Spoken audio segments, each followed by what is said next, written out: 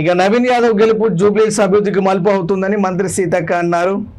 3 పర్యాలు BRS ని గెలిపించారు, కనీసం మంచినీళ్లు లేవు, డ్రైనేజ్ వ్యవస్థ సరిగా లేదని విమర్శించారు.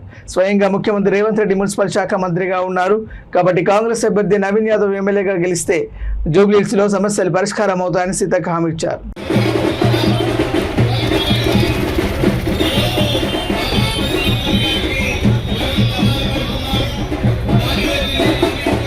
కార్యక్రమాలు ఏమీ లేక, అభివృద్ధి ఏమీ లేక, కేవలం సెంటిమెంటు లేదా మరి నవీన్ యాదవ్ గారి క్యారెక్టర్ను అసాసినేషన్ చేయడము, మరి ఆ క్యారెక్టర్ను లేదా ఆయన మీద లేనిపోని అటువంటి అనేక రకాల తప్పుడు ఆరోపణలతో బీఆర్ఎస్ పార్టీ ఇతరుల పేర్ల మీద కూడా తప్పుడు ప్రింటులు చేసి పంచడం నిస్సిగ్గు.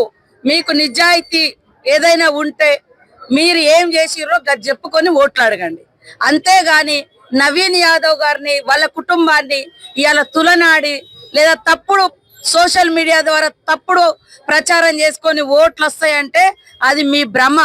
ఇప్పటికైనా మీరు నిజంగా బీఆర్ఎస్ పార్టీ ఒక నిజానికి పుట్టింది, నిజమైన పార్టీ అయితే నిజాల మీద నిలబడి మాట్లాడండి. తప్పుడు ఆరోపణలు బంద్ చేయండి అని సందర్భంగా వాళ్ళను హెచ్చరిక చేస్తా ఉన్నాం. కేసీఆర్ గారు నిన్నేదో మాట్లాడినట్టుగా వచ్చింది. అయ్యా నవీన్ యాదవ్ తండ్రి మీకు బండిస్తేనే మీరు బయటకు వచ్చిరని ప్రచారం ఉంది. మరి వాళ్ళ సాయంతో నువ్వు ఉద్యమ నేతగా బయటకు వచ్చినావు అనేటువంటి వాస్తవాలు మా వాళ్ళు కూడా నీతో ఆ రోజు ఉన్నటువంటి టీఆర్ఎస్ లో పనిచేసినటువంటి మా అశోభక్క లాంటి వాళ్ళు చెప్తా ఉన్నారు. అంటే ఈ రోజు తిన్నింటికి మరి కన్నం పెట్టే నేచర్ ఎవరిదంటే కేసీఆర్ కుటుంబంది, కేటీఆర్ది, బీఆర్ఎస్ నాయకులది.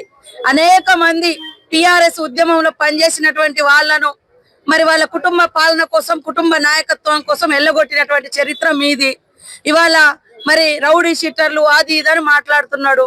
మరి నిన్న అసలు ఒక్క పాపం ఆయనేమో నవీన్ యాదవ్ చిన్న పిల్లగాడు, నీతిగా నిజాయితీగా ప్రజా సమస్యల మీద గల్లీ గల్లీకి గడపకు మరి ఓడినా గెలిచినా ప్రజల మధ్య ఉండి పని చేసిండు. ఈ రోజు మీరు ఇలాంటి మాటలు అనడానికి మీకు నోరెట్లొచ్చిందా? ఇవాళ నిన్న ఒక రౌడీ షీటర్ అనేటువంటి వ్యక్తి మీరే మీ ప్రభుత్వంలో కేసులు పెట్టిర్రు. మరి అలాంటి వ్యక్తిని జైన్ చేసి దండేసి దండం పెట్టిన కేటీఆర్, నీకు నిజాయితీ ఉంటే మరి నవీన్ యాదవ్ ఎన్ఆర్ఆర్పురం సైట్ 3 ఇటు తిరగడం, ప్రచారం చేయడం జరుగుతోంది. మరి వారం రోజులుగా సీతక్క గారు ఈ ప్రాంతంలో తిరుగుతూ ప్రజల సమస్యలు తెలుసుకుంటూ చేసినటువంటి అభివృద్ధి కార్యక్రమాలని ప్రజలకు గుర్తు చేస్తూ సంక్షేమ పథకాలు తీసుకున్నటువంటి అర్హులందరూ కూడా మాకు మద్దతు పలకడం చాలా సంతోషంగా ఫీల్ అవుతున్నాం. ప్రచారం చాలా బాగా జరుగుతోంది. ప్రజల స్పందన చూస్తుంటే ఈ ప్రాంతం నుండి మంచి మెజార్టీ ఓట్స్ వస్తాయని చెప్పి మేము భావిస్తా ఉన్నాము. ప్రజలు ఈరోజు కాంగ్రెస్ అధికారంలో ఉంది, రేవంత్ అన్న పాలన పైన నమ్మకం ఉంది. కాంగ్రెస్కే గెలిపించుకొని బస్తీలు డెవలప్ చేసుకోవాలి, భవిష్యత్తుని బలపరచుకోవాలనే విధంగా ప్రజల అభిప్రాయం ఉంది.